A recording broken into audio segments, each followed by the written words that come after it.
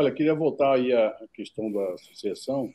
Nós temos um tracking aí. Lucas, você podia dar uma informação como é que anda aí as nossas A gente tem um investigações tracking, com a Atlas? a gente tem um tracking em parceria com a Atlas Intel, empresa de pesquisa, tracking intraday, aí que a gente tem junto com a Atlas para alguns clientes. Bom, a gente viu aí esse crescimento forte do Sérgio Moro no último mês.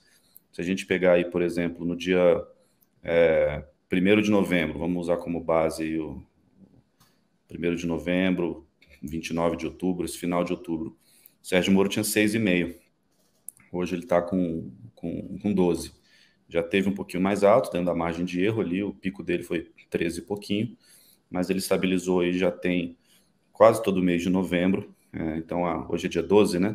Então, se a gente pegar 12 de novembro, por exemplo, ele estava com 11%. Então, ele já está aí desde dia 7, 8... Ele bate 2 dígitos pela primeira vez 8 de novembro. Então, desde 8 de novembro, ele não sai dos 2 dígitos. Ele, então, com 10, 11, 12, 13... já teve Ele com está na 13. janela, né? Já está levando paulada, né? Tem muita gente atacando ele. Ele está mostrando aí uma resiliência aí inicial, né? Pelo menos nesse mês aí, né? Pois é. Então, voltando aqui para o nosso corte de início de novembro. Bolsonaro já teve melhor no início de novembro, né? Ele estava ali com 34%, 35%. Teve um momento muito ruim no início de novembro, né? Desculpa, em meados de novembro, quando ele foi de 34 para 28. Foi o pior momento dele no ano, por exemplo. Deixa eu pegar aqui o dia certinho. No dia, por exemplo, 10, 11 de novembro, ele teve com 29%. Um pouquinho antes, teve com 28%, um dia antes. Então, mas ele recuperou um pouquinho aqui dentro da margem de erro. Então, no dia 24 de novembro, o Bolsonaro estava com 28%. Agora ele está com 32%. Então, 4 pontos percentuais aí, umas 2 semanas relevantes para o presidente Bolsonaro. O Lula, que tinha dado uma descolada, já chegou a ter seu melhor desempenho 45, agora está com 44. Então, esse é o desenho atual, né? Eleição em aberto, mas acho que os 2 principais pontos o Bolsonaro, que vinha numa queda, né? Porque se você puxar aqui do final de outubro até segunda, terceira semana de novembro, os números vão caindo, né? 34, 33, 32, 31, 30, 29, 28, aí para. E aí volta 29, 29, 30, 31, 32. Então ele conseguiu estancar ali essa queda, pode indicar em alguma coisa, né? De um piso. É isso. Lucas, aí eu emendo aí e faço um comentário também, emendo uma pergunta para o Murilo, porque você falou aí justamente que a gente está numa, vamos dizer assim, numa leve curva de tendência de alta, né? Isso coincide com o início do pagamento de um Auxílio Brasil mais robusto, que chegou a 200 e alguma coisa, R$ 217 e por aí. E na sexta-feira o governo começou a pagar R$ 400, esse pagamento já chegou para cerca de 14 milhões ou 12 milhões de famílias. Obviamente que a meta são 17 milhões e alguma coisa, mas um percentual significativo aí já recebeu esse valor. Então, Murilo, há uma expectativa aí de melhora, obviamente, na popularidade do presidente. É importante ver como é que isso vai se sustentar ao longo do tempo, né? A gente sabe também que mês de janeiro é um mês onde as pessoas começam a receber mais boleto para pagar, IPVA, IPTU, tem aumento de combustível. Então, qual é a tua expectativa em relação? Você tem as empresas em janeiro, a facada terrível. então, todo mundo, material escolar que as famílias têm que pagar, enfim, as contas do Natal que, enfim, as pessoas fizeram, enfim. Então, como é que você vê aí essa tendência de recuperação da popularidade do presidente vis-à-vis algumas notícias potencialmente que podem, obviamente, causar algum tipo também de contenção, vamos dizer assim, nessa melhoria? Cristiano, é admirável, né, a resistência do Bolsonaro nesses patamares. Mesmo ele tendo tido um decréscimo na sua popularidade, agora recupera um pouco.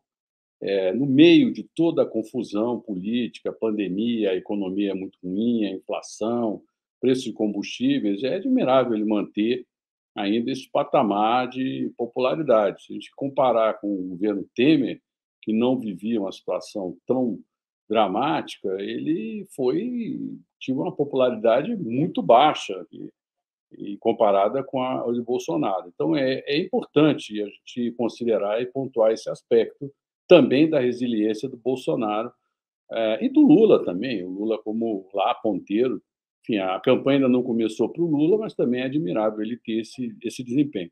Mas o ponto aí que eu vejo é que o auxílio realmente pode fazer algum efeito junto a esse eleitorado mais saudosista da era Lula, dos bons tempos do Lula, do consumo, do tempo que o salário mínimo comprava 2 cestas básicas e hoje o salário mínimo compra uma. Enfim, esse é um eleitorado que é muito submetido, suscetível, né, ao efeito de um auxílio do montante que está sendo disponibilizado. Agora, o ambiente econômico como um todo também faz a diferença. Quer dizer, não adianta só o dinheiro chegar, né, um pouco mais de dinheiro chegar nas famílias, se o ambiente todo, como um todo, não melhorar. Então, é um desafio. Talvez isso não seja suficiente para alavancar muito mais a popularidade do Bolsonaro, mas que pode ser importante para manter a popularidade nos níveis atuais, pelo menos, né? Eu acho que isso é provavelmente um efeito esperado, é manter aí o Bolsonaro bem acima dos 20, ok? Essa pergunta... Cris, explica aí a diferença entre a propaganda partidária e a propaganda eleitoral. Pode estar Murilo, propaganda partidária é uma propaganda, é um tempo de televisão que é dado anualmente a todos os partidos. Era dado. Era até 2017, né? Um tempo de televisão que... Caramba, né? Tinha. Hã? Era muito chato esse negócio.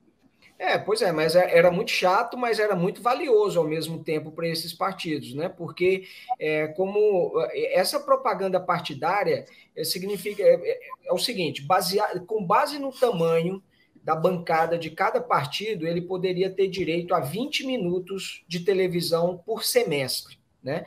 Esse tempo, em 2017, ele era distribuído ou 5 minutos consecutivos, mais algumas inserções ao longo do período, né? Ou 10 minutos, mais algumas inserções. Então, todo semestre, sendo ano eleitoral ou não, os partidos tinham direito a esse tempo. Esse tempo ele era destinado a divulgar as ideias do partido, né? Divulgar os feitos, as ideologias, enfim.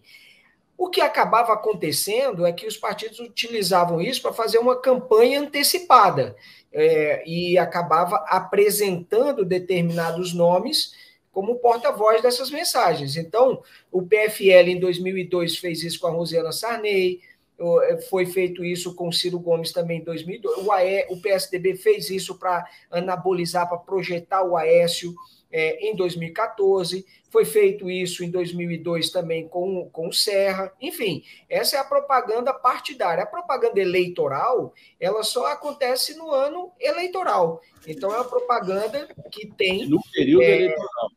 No período eleitoral. Então, é uma propaganda que pode, a cada 2 anos, né? Para prefeito e vereador, por exemplo. Em Brasília não tem nem prefeito e vereador, isso não tem.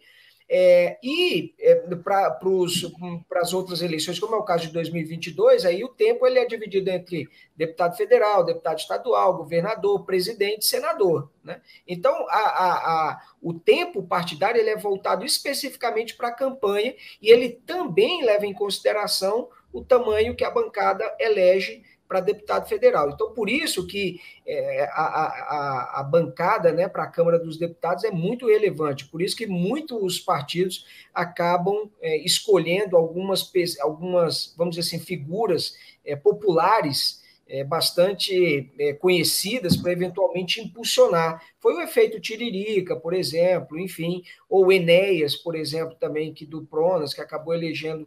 Mas eles agora estão amarrando isso com o conceito também da questão do índice de uma determinada performance. Quer dizer, para ter isso, você precisa ter uma votação mínima em determinados estados, uma votação mínima também ao longo dos estados, né? Tem que ver não apenas o número de deputados.